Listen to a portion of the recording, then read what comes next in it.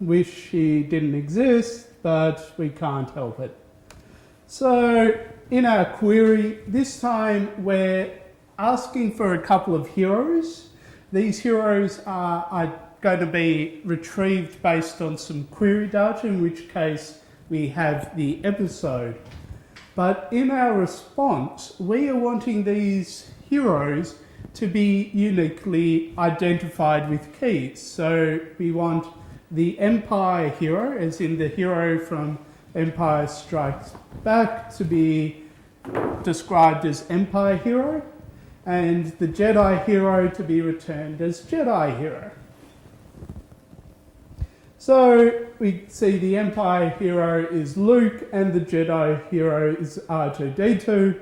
I would say that it should be R2 for the same thing, but that's me. Oh well. Sorry, hard fan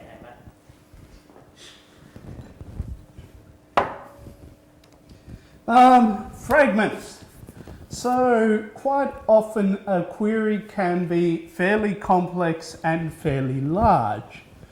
And you're actually describing a JSON structure to be returned that might be like 4, 5, or even 6 levels of indentation deep. How do we actually start extracting stuff out of this in order to make it reasonable and understandable? We use fragments.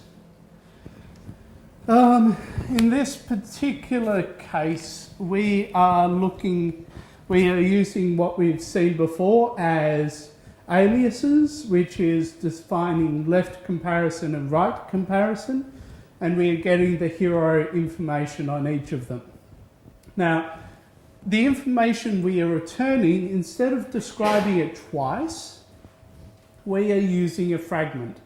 This fragment is called comparison fields and is defined below our query, in which we are saying for a comparison field on a data type being character. Now, GraphQL is a strongly typed data language in that a character is a character rather than something else, which means a string is a string rather than undefined or an int, as is typically the case in JavaScript. We are actually working with structured and defined data rather than anything that could possibly appear. So in our comparison fields, we are saying name, what they appear in, their friends, and the name of their friends. How we get that is like this. It's a little bit hard to read on the screen, but you can see that we've got the left comparison, the right comparison, and the data being returned in both of them is actually the same. Variables. So we've slowly seen how we can build up this more and more complex query with GraphQL. But what happens if we want to keep reusing this same query but start passing in particular unique bits of data? We can do that with variables. This is how it's done. So we are constructing this query called hero names and friends. It's very similar to what we've seen before, where we're getting a hero, their name, a list of friends, and the name as well. But in this particular case, we are passing in the episode. So we are confining this query to a particular episode. Here's the variable. The variable is just a JSON blob where we are saying the name of the variable being episode, which is described by this $episode in the query, and we are passing a value to it. The result, as we see, again, R2-D2 because he's awesome and he has a few friends. Directives. Directives, again, building, creating more awesomeness. And in this case, we're actually now starting to be able to do some logic. So in this particular case, we are saying, okay, with our previous query, we only want to be displaying the friends when we have this variable with friends being true. And that's what we see by this at include. So we go at include if with friends, which means provide this bit of data if we're asking for the friends. Why is Boolean for some round? Sorry, Joe? Why is Boolean? Boolean! Yeah, It is a strong type. Yeah. I have no idea. That's just the way we describe it. We are saying it is definitely this type. I'm not entirely sure why the exclamation mark is there. It's just there. So we pass in the variables. We are asking it to be confined to an episode. And in this particular case, we're saying, hey, don't give us the friends. So we don't get the friends. We just get the hero, his name. His name is R2D2. Let's change things up. In the case of now we want the friends, so we're passing in the variable of with friends being true. We're now getting his friends back. Yay, isn't that awesome? How this relates to your particular front end is that you can have a toggle or some other logic that exists in your code and pass that into your GraphQL query and just get back the information you want. This is pretty damn awesome. I like it. Mutations. So up until now, I've been describing this idea of a query, which is, I am asking you for this information. Please give me this information. A mutation is the other side to that. So whereas a query is a GET request, a mutation is a put, a post, a patch request. It is, hey, go and create this information, go and modify this information.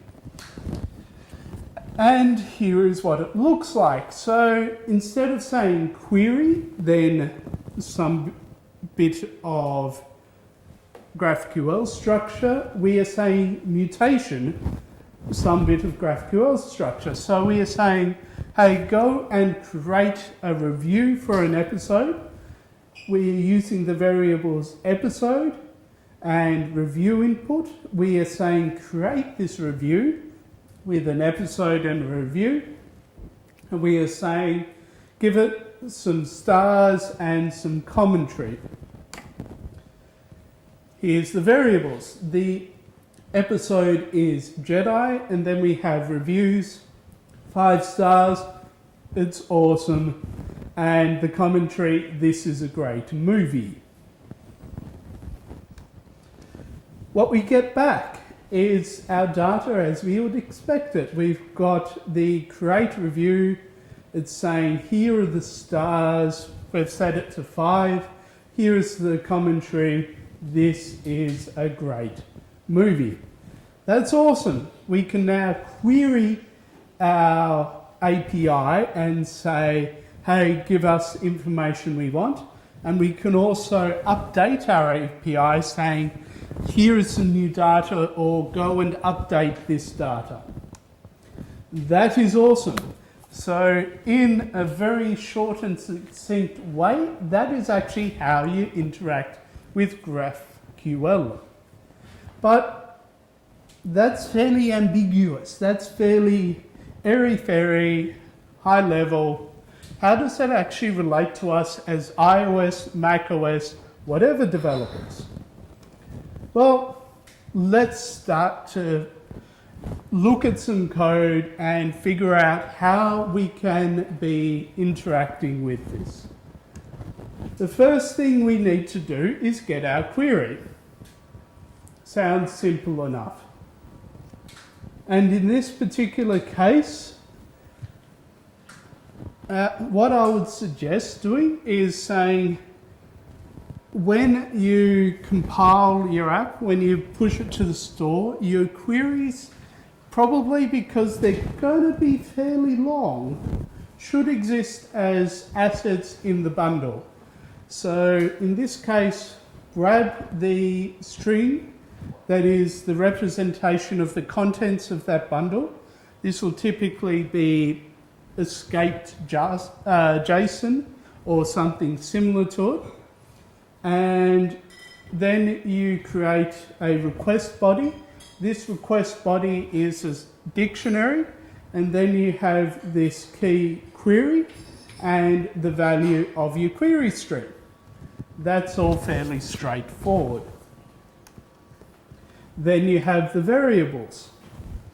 So variables can or cannot be there. Sometimes they are, sometimes they're not. So what you want to do is you want to go, okay, if I've got some variables in this body structure that I'm creating, I want to set the key variables to this value variables. Now, variables is quite often a dictionary with string and any being the type declaration.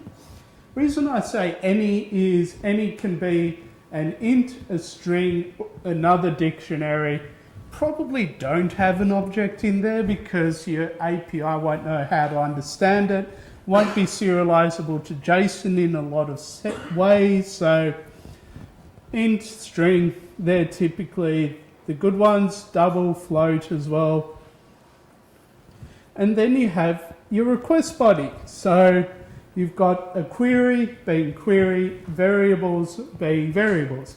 This is the data in which you're sending to your API endpoint. Now, the next thing you do is you post it. You say, hey, endpoint, I'm sending you an HTTP request. This request has a method of post.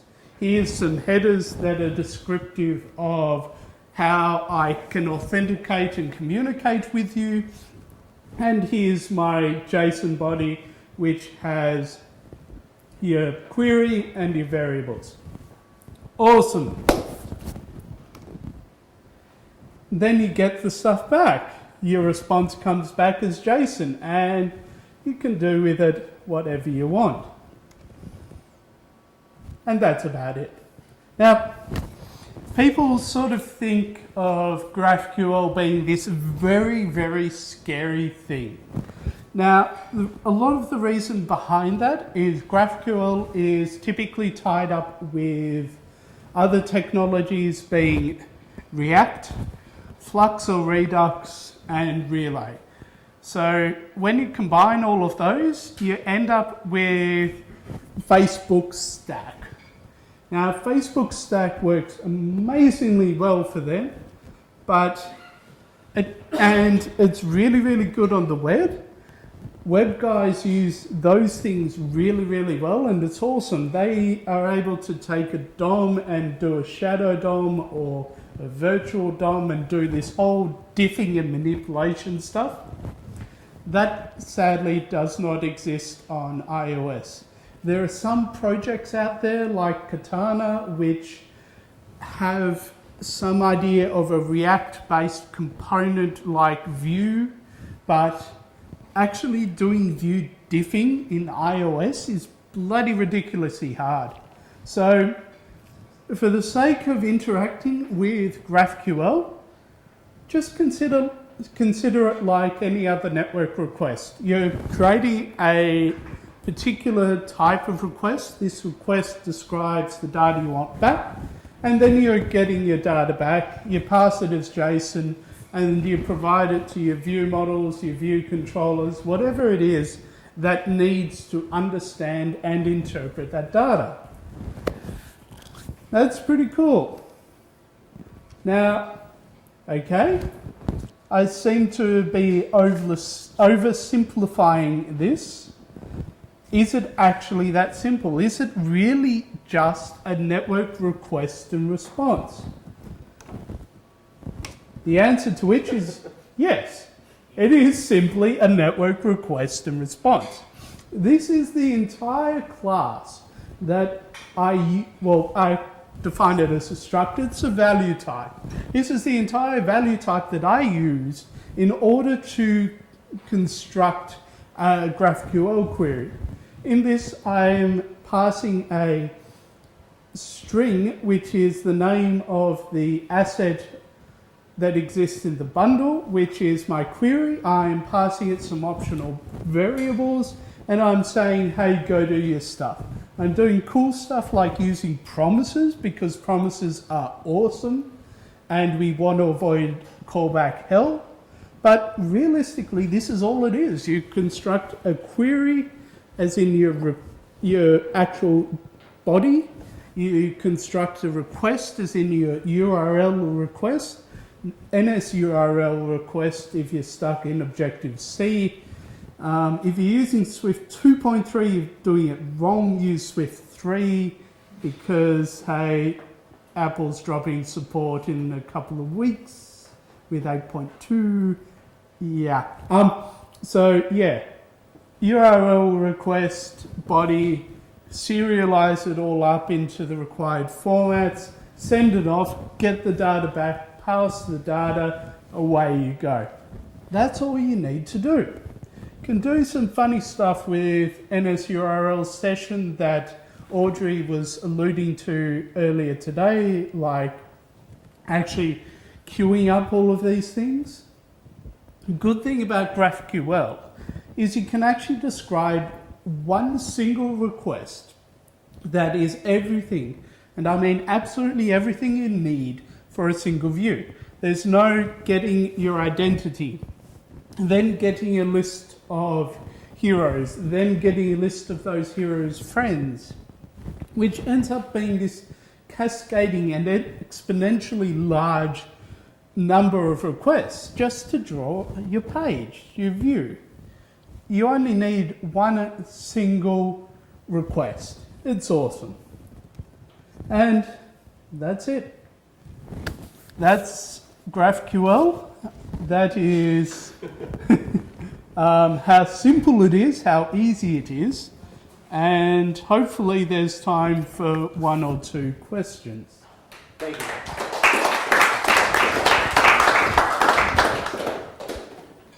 Any questions? I do have questions. Ashton? I'll say it. Just wondering, if this is making things all really nice for us, sort of on the front end, is this creating hell for people on the back end? No. It may involve someone to... So, in the same... There's a wizard hiding somewhere. In the same way that you have a back-end person creating a back-end for front-end, which is what Stu was describing previously. Yeah, that guy. He knows what he's talking about. Like, back-end for front-end is a good thing.